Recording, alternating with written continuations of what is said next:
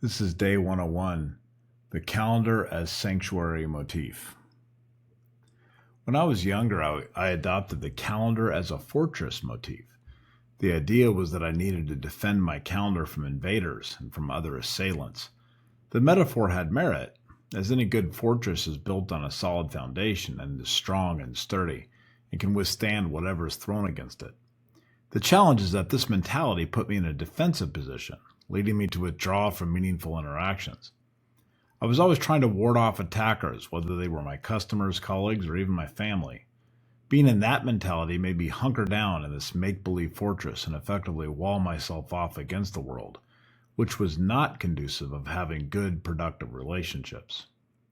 So I decided to treat my calendar as a weapon instead. The best defense is a great offense, right? So I started focusing on weaponizing my daily routine so I can attack the world and my problems head on. I would invade each day early, well equipped and ready to take charge. I woke up early every morning. Instead of holding to a specific sequence of events, I would accomplish these things I needed to as quickly as possible, and then let the people and environment fill in the blanks around me. This weapon mentality served me well, and I have some real highlight reels in my life where I got some rather incredible things done in a short period of time, like launching a project in 30 days or closing a significant deal by the end of the month.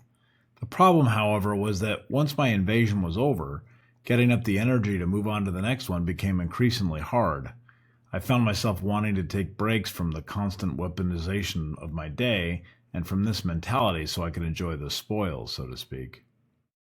This has led me to my current and final motif for how I think about my schedule. I'm now in the calendar as sanctuary mindset.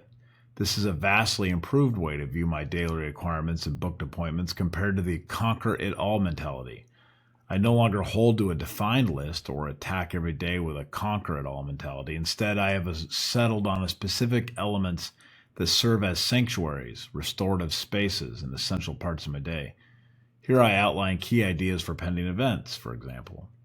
I've stopped alienating thinking time, and now I embrace the idea that work is definitely taking time to think. I do not always have to be a taskmaster to be working.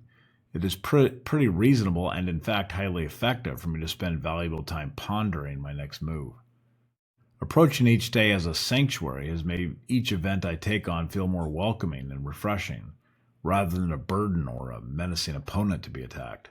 My morning runs are now my time to think, and I look forward to a few quiet moments to reflect on my day, one that is less about adding to a task list or checking items off.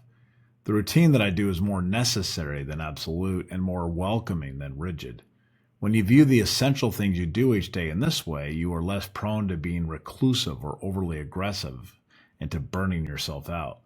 Things flow more naturally, and I find myself accepting when I have peaks and more forgiving to myself when I am in a valley.